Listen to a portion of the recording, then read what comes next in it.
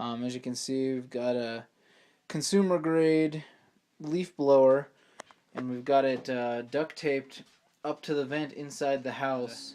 Okay.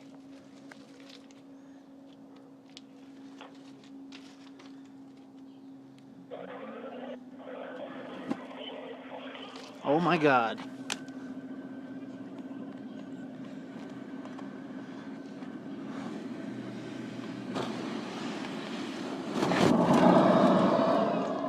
Wow. Okay, so here's a video of what I pulled out from a cleaned, quote-unquote cleaned dryer vent. Here's my hand for a comparison.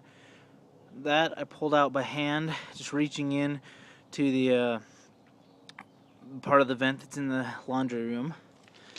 Then I used a shop vac. This is a 5-gallon bucket. I used a shop vac, and I got out, enough to fill the bottom of a 5-gallon bucket.